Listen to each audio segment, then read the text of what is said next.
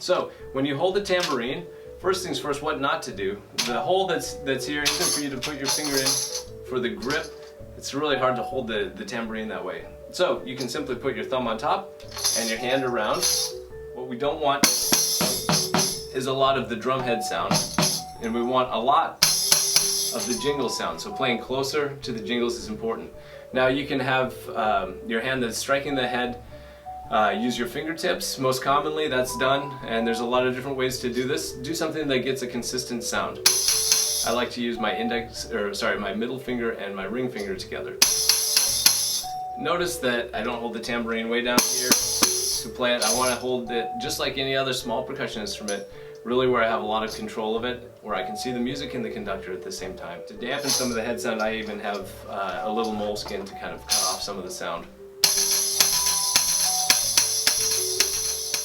There's two different types of rolls on tambourine. One is the shake roll,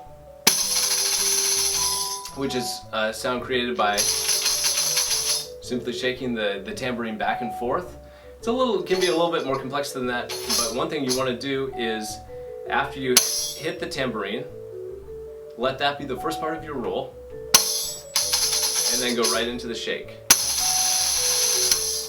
And then I like to end with just a little light attack and bring the tambourine back to this kind of 45-degree angle. But notice when I'm shaking it, it's a vertical positioning, because that allows the jingles to ring as freely as possible. So start the roll by hitting it, and then shake.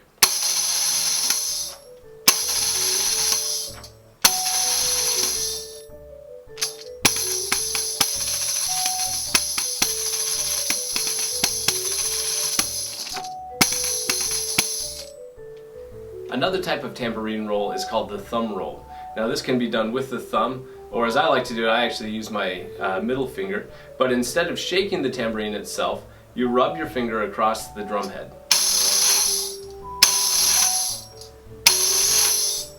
Which gives a sustained sound.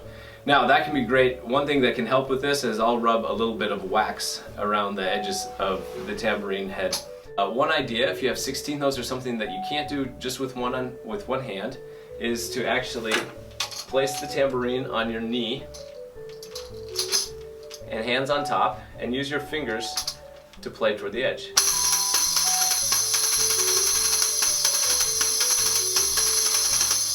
So in a fast passage that's loud, you can actually play the tambourine between the fist and the knee.